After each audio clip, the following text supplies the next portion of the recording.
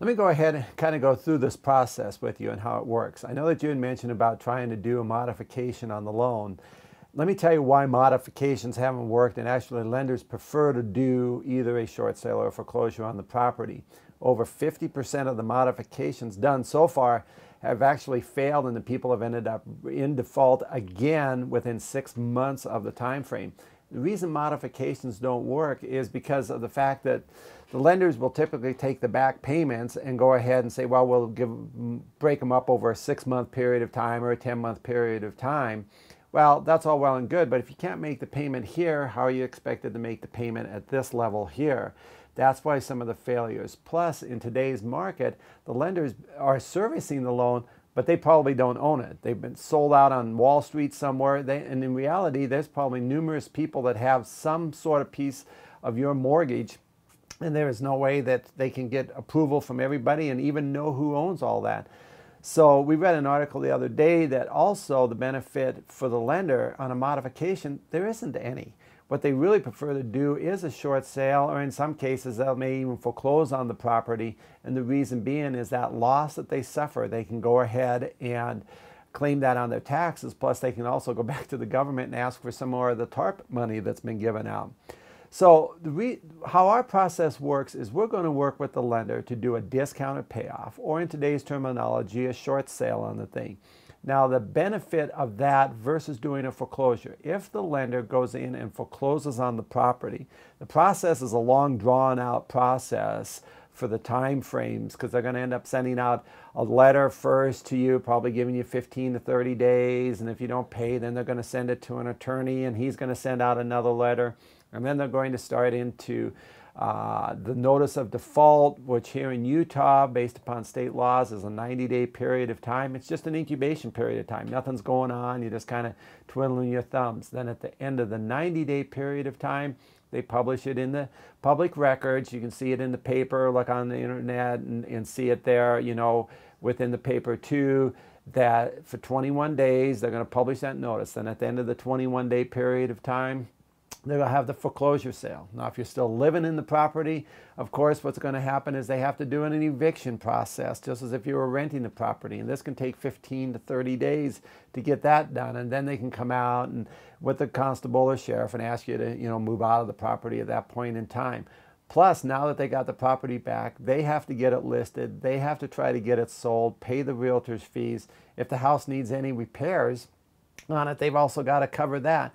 They end up losing twice as much money doing a foreclosure versus doing a short sale on the property. The detriment to you on a foreclosure situation is it can hurt your credit for a 7-year period of time being able to finance any real estate. Number two is it will minimally hit your credit scores for 250 points from what we have seen.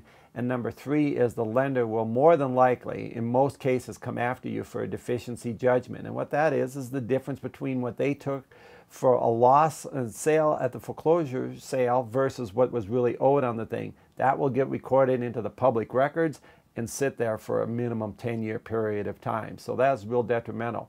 A short sale, that actually the lender is more willing to do those because they lose less money than they would by doing the foreclosure. And then for you as a client, where the benefit is as your payments, you'll go through this process. You're not going to be making the payments. So those are going to show up on the credit report anyway. But when the sale finally gets finalized, everything's signed off by the lender and given over for closing at the title company, because a disinterested party, third party, is going to sign you just like when you purchase the property. They'll report that as paid or settled for, you know, in full or less than full or paid. And based upon today's guidelines for FHA, if you've got a good housing history for a 12 to 24 month period of time and a minimum of 580 credit score, they'll go ahead and provide financing. So your period of time here is going to be a lot shorter when you'd be able to get into another piece of real estate. Now, you also mentioned that you'd like to stay in the property.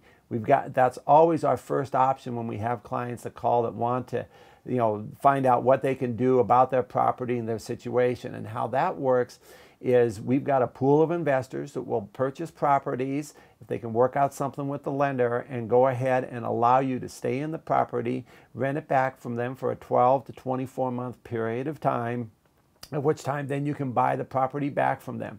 If for some reason the lender is being tough on what they think they should get, then what we would do is try to find an outside investor that would go ahead, purchase the property, allow the same type of thing, 12 to 24 month period of time, and that way you could buy the property back from them at that point in time and be able to stay in the property. You're not having to move the kids out of school or anything like that. But if for some reason the lender is still being stubborn in that case there, we would have to find an outside person that may want to purchase the property and actually live in it, and then you would have to move out. But during this process, which we're going to keep you up to date on a very regular basis, so you know what's going on.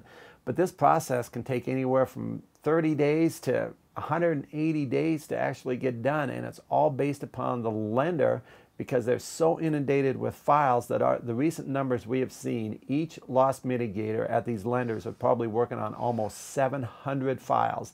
So they just come in each day, start at the top and go, okay, do I have a foreclosure sale coming up? If you're not even started into the foreclosure process, you get put in at the bottom of the pile and we'll get worked up to it. Now we try to get you worked up to the bottom of the pile a little, from the bottom to the top a little bit quicker, but a lot of it is just dependent upon how busy the lender is. There is no cost to you as our client. We don't feel that there should be any charge because you're already in a tough financial situation. We actually get paid by the lenders to do the short sale because, again, they're saving money versus doing the foreclosure on the process. Another thing that you have to watch for, and this is what we don't believe in either, is you will not sign any warranty deed, no quitclaim deed, no trust deed, and no power of attorney to get started into this process. You're still maintaining control of the house.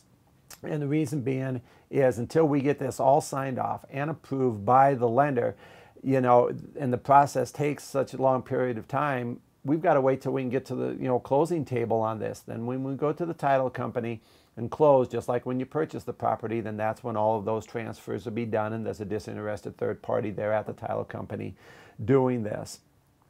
So as you can see, that's kind of the whole nut of the process here, and the next thing we would have to do is go ahead and set up an appointment to have you come in and bring along a few items of which I'll get you a list of, and we can proceed forward from there. We save homeowners behind on house payments so they can sell or stay in their home. Remember, our services are free to you.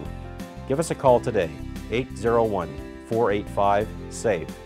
That's 801-485-7283. Our mission is to save every homeowner behind on payments from being foreclosed on.